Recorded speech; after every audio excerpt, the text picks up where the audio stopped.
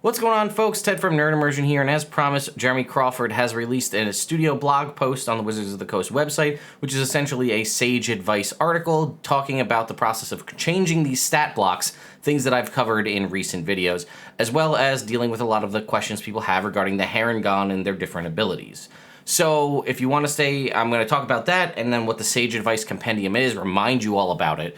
So that's coming up in just a sec here, but before we do that, I wanted to talk to you about the sponsor for today's video, Demiverse, a campaign setting for 5e and those who wander. As you can see, this has 16 days left to go, and it has already been funded. If Those Who Wander sounds familiar, it's because I covered when that Kickstarter launched earlier in the year, which was a sort of Tolkienian-inspired 5e adaptation to breathe that sort of heritage and Tolkienian-style aspects into this world, and Demiverse is a new kind of campaign setting where basically the multiverse explodes and it splinters off into all of these different little demi-planes.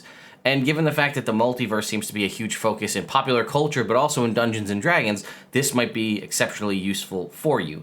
It also, you can get Demiverse as either just a plain base 5e thing for, as you can see here, $20, or you can get for $20 this version designed specifically for Those Who Wander. And Adam Hancock, who's kind of the creator of this, was the one who launched Those Who Wander.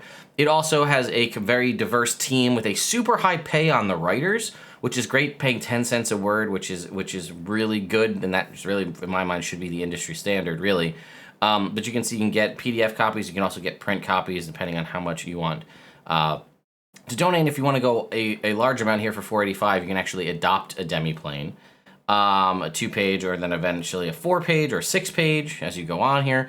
And you can see that each plane has a unique writer designing it. And I like that because you're going to get a whole bunch. You want to have this whole multiverse be unique. Each demi-plane is designed by somebody else. So here you can see the Grand Observatory is sort of a central pillar with windows out into the other planes. Here's the Blackwood, sort of an eerie, spooky demi-plane. And it was really cool because they said that the rumors go that the demi-planes could be thousands of square miles, or there's rumors that one that's just a 5-foot dungeon tile. And yeah, based on how much stretch goals they get will depend on how large this book is. It could be all the way up to 50 demi-planes, depending on how many stretch goals are reached. And if you scroll down, you can see they've unlocked a few, and here's all the ones they're planning to unlock, up to 50 demi-planes. So thank you to Demiverse for sponsoring this video. Let's move on to Creature Evolutions, a Sage Advice article from Jeremy Crawford. So this is, again, following in some of the stuff we've seen in Wild Beyond the Witchlight. I made a video earlier talking just about this stuff, but let's take a look.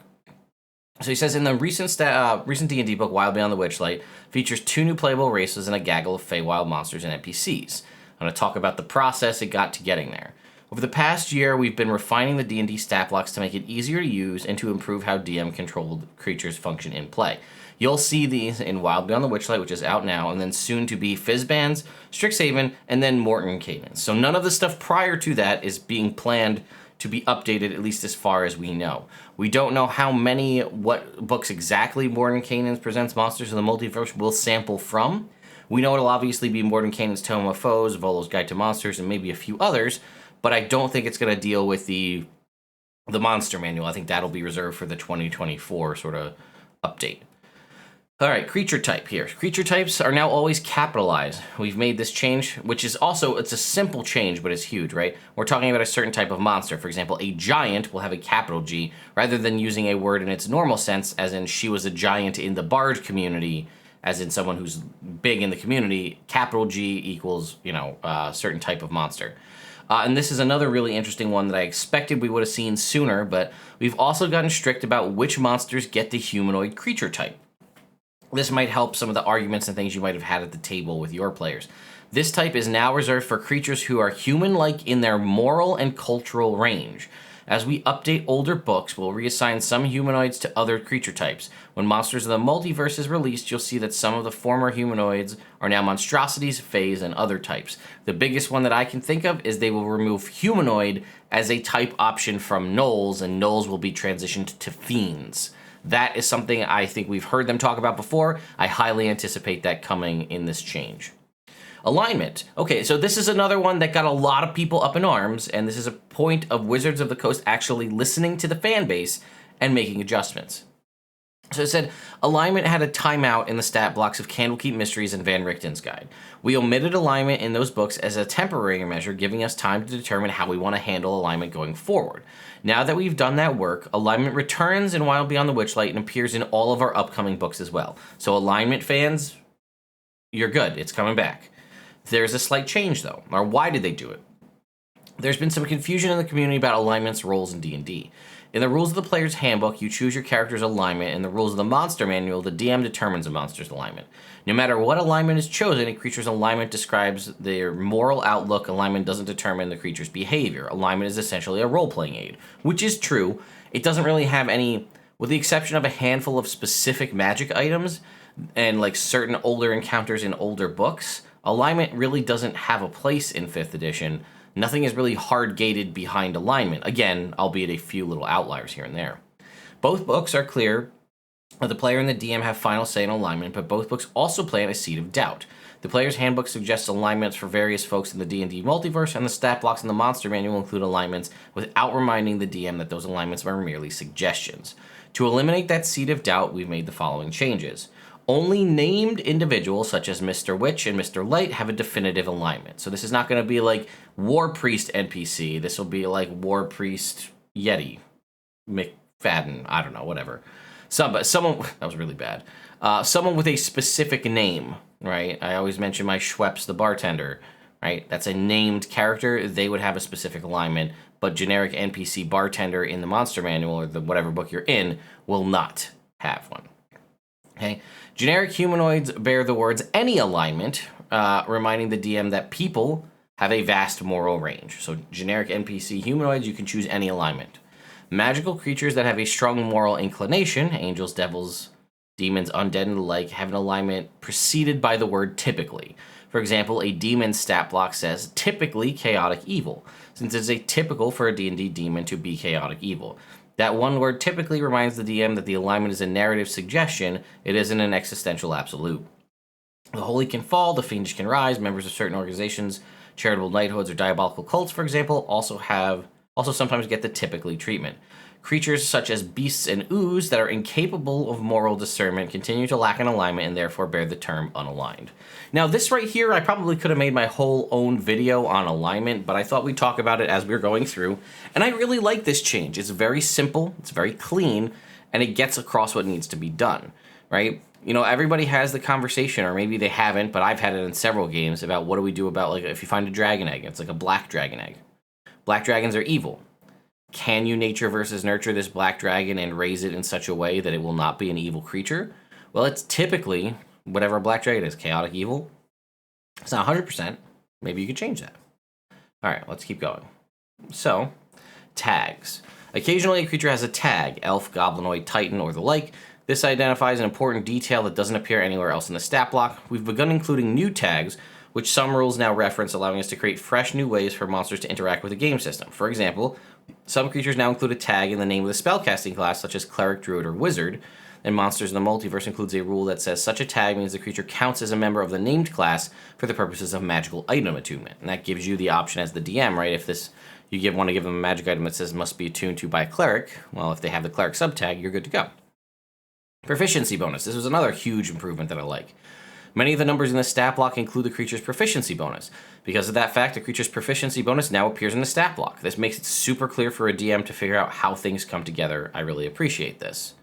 Bonus actions. If a creature has any bonus actions, those actions now appear in a section called bonus actions in the stat block. That section goes after the action section, and if a monster has reactions section, the bonus action section goes between actions and reactions.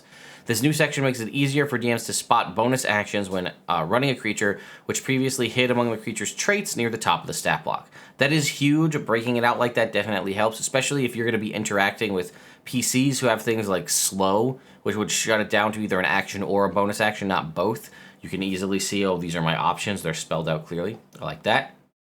And we have spellcasting, which was, again, part of the issue that I brought up in my recent video. But the condensing of them, I think, is fine, but let's keep looking, right? Since 2014, spellcasting creatures have tended to have the spellcasting trait, the innate spellcasting trait, or both. Starting in 2021, we have merged those two into an action called spellcasting. This now appears in the action section of the stat block and has a few important qualities. It doesn't use spell slots. A creature spellcasting action doesn't use spell slots. A creature can cast the action spells a certain number of times per day. The only spells that appear in the spellcasting action are ones that the creature can take an action to cast. If a spell requires a bonus action, a reaction, or a minute or more to cast, that spell must appear elsewhere in the stat block. The change ensures that bonus actions and reactions, such as Misty Step and Shield, aren't hiding out in a list of spells, which is also a nice little change when you think about it. We're more selective about which spells appear in a stat block, focusing on spells that have non-combat utility. Magic using monsters' most potent firepower is usually represented by a specific magical action rather than relying on spells. So, I agree with this. We talked about Kellic in the previous video, and they're saying that they're going to give them more non-combat, out-of-combat focus because they'll give them a special magical action, like, for example, Kellic's magic or fiery explosion, which again leads to the whole counterspell argument that we may or may not get clarified in the future.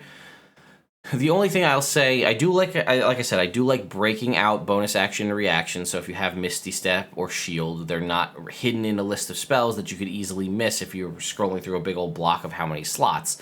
The only downside I see is you can't upcast things, right? If you have Fireball listed in your number of spells that you can cast once per day, you can only ever cast Fireball at its base level of 3rd, whereas if you had spell slots, you could upcast that Fireball out of like an 8th level slot and do more damage if you wanted.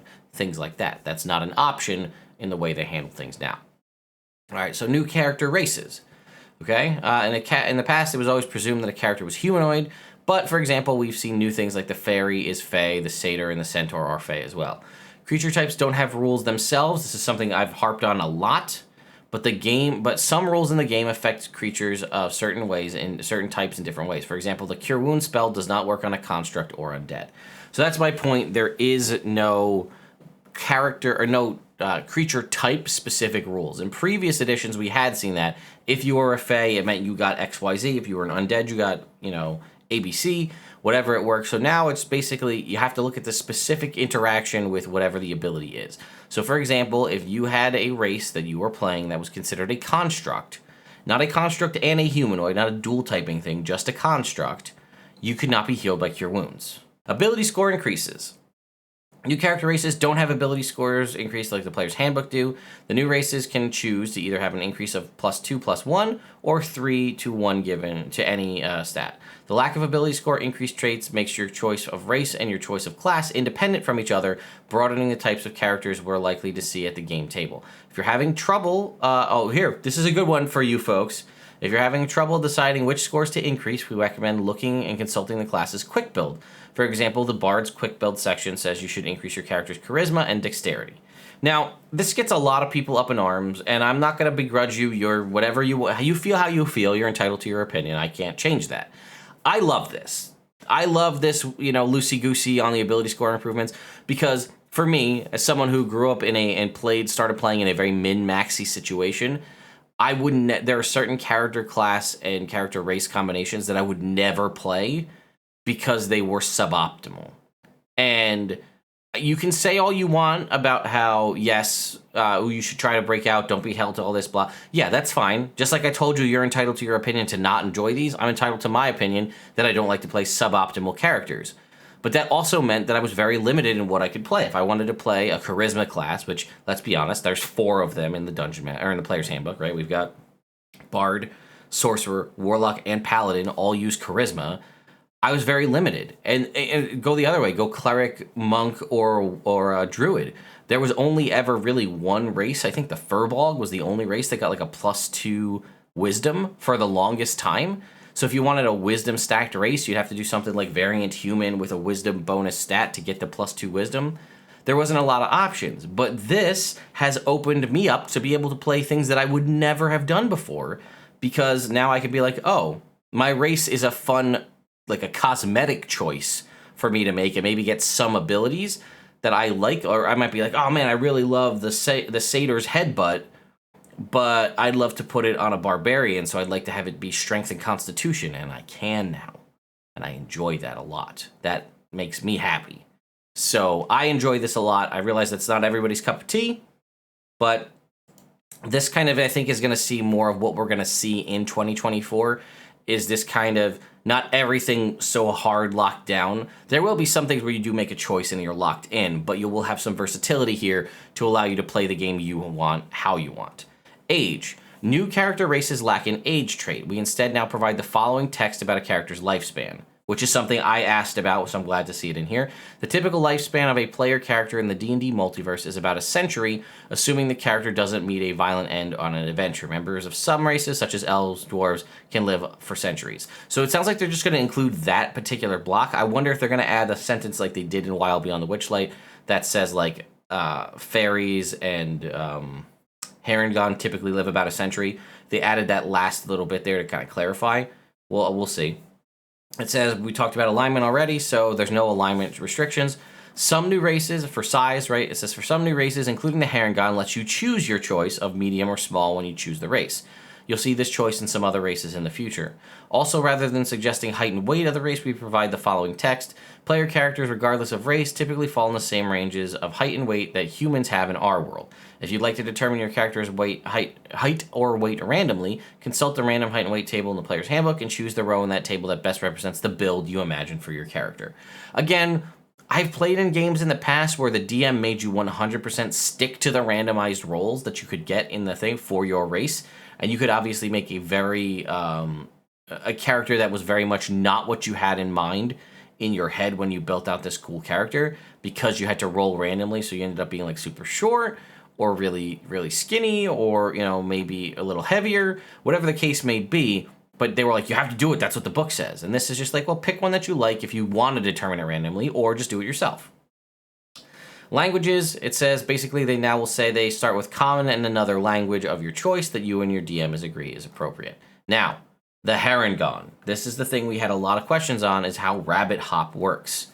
When a Harengon uses Rabbit Hop, does the traits jump expend movement? Because if we go ahead and pull up D&D Beyond real quick, we'll go ahead and take a look at the Harengon and read that ability, because this is something that I had a ton of questions on.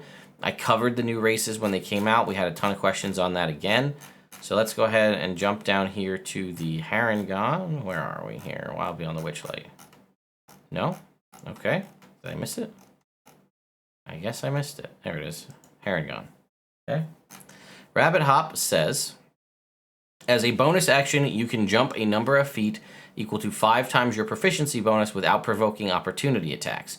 You can use this trait only if your speed is greater than 0. You can use it a number of times equal to your proficiency bonus, and you get it back on a long rest. Okay, so the Rabbit Hop trait lets a Harengon jump as a bonus action, and that jump doesn't consume any of the Harengon's normal movement.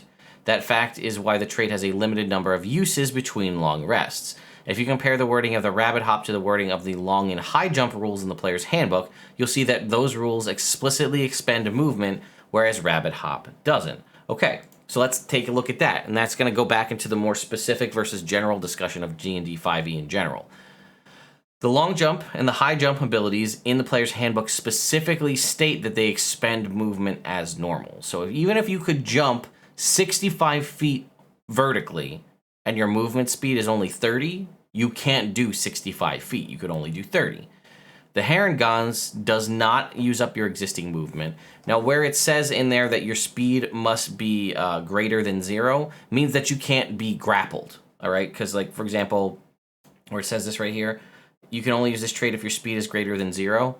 The reason they're saying that is because if you're something like you're grappled or restrained or something along those lines where your speed is set to 0, if they didn't put that in there, you could technically be paralyzed, which means that you can't move because your speed is set to 0 or something like that.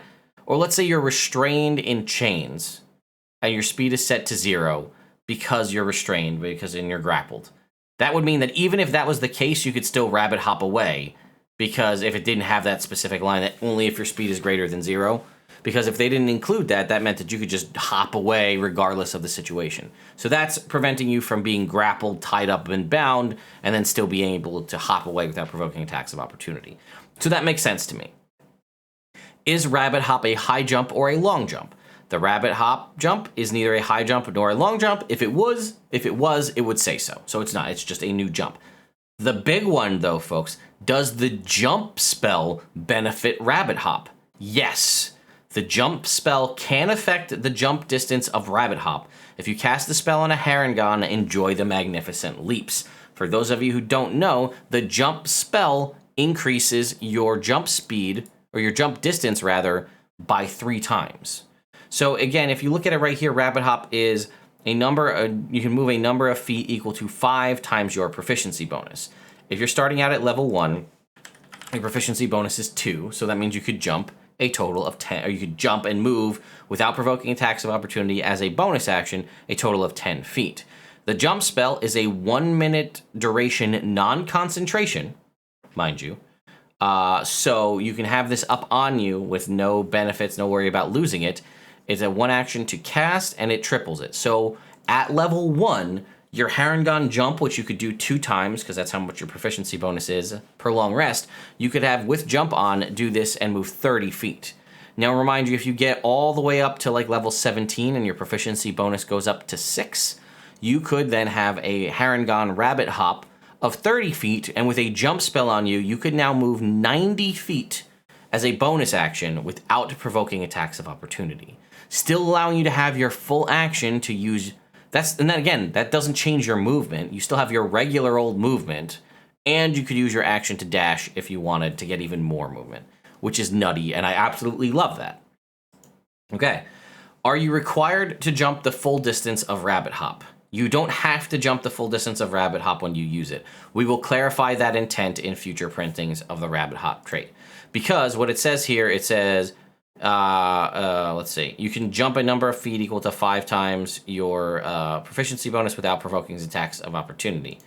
I don't know if they even changed this already on D&D Beyond, but I believe originally it said, like, you can move that. It didn't say you can move up to your... I think that's what it is. It doesn't say you can move up to a number of feet equal to 5 times your proficiency bonus. It just says you can move that, which if you really dive into the semantics means that you'd have to use the full movement. Even if your movement with say, jump spell was 90 feet and you only wanted to move 15, you'd still have to move 90 based on how that was originally worded. So that's huge. That puts a huge win in the Harengon column for me. It does a ton of stuff. It basically becomes a super useful, like I said, I will eventually do that tier list.